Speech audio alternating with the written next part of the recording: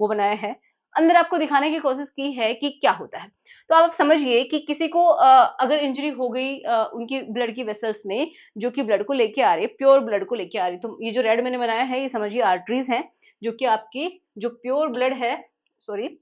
Pure blood जो है उसको लेके आ रही है, ठीक है, रेड वाली।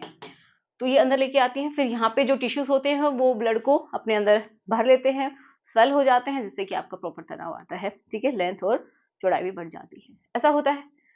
तो अगर ये जो ब्लड को लेके आने वाली जो वेसल्स हैं, इनमें कोई प्रॉब्लम हो गई, इनमें कोई टूट फूट हो गई, ठीक है, मतलब कोई डैमेज हो गया है, या फिर इनमें स्वेलिंग आ गई है, या फिर कोई ब्लॉकेज आ गया है, जिसकी वजह से ये ब्लड यहाँ पे भरता ही नहीं है, आता ही नहीं है, तो आपका तनाव नहीं आएगा। ओके। दूसरा क्या है कि यहाँ पे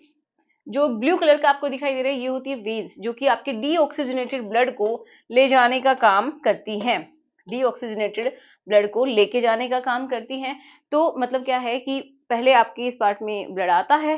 रुकता है यहाँ पे, जब तक आपका काम होता है तब तक हार्ड रेस बनी रहती है, फिर ये काम होने के बाद ये ब्लड वापस चला जाता है। लेकिन कभी कभी क्या होता है ना, कि ये समझिए कि यहाँ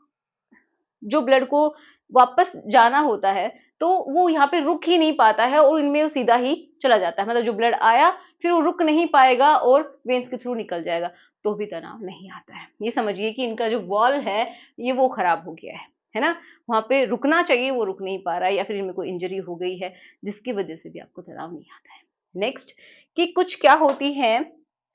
नर्व्स होती हैं, ठीक है, नर्व्स जो कि आपके मैसेज को लेके आती हैं।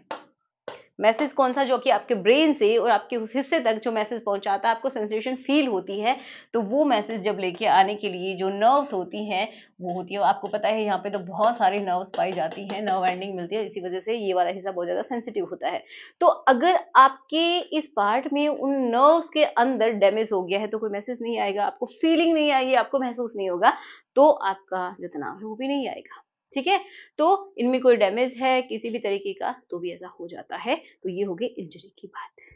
अब हम बात करते हैं कि किसी किसी में क्या हो जाता है, हार्मोन्स का इम्बैलेंस हो जाता है, जैसे कि जैसे किसी की उम्र बढ़ती है तो डायबिटीज वगैरह हो जाता है, तो इंसुलिन गड़बड़ हो गया, या फिर आपका थायराइड गड़बड़ हो गया, या फिर आपका जो टेस्टोस्टेरोन है वो सही से उसके लेवल सही नहीं है,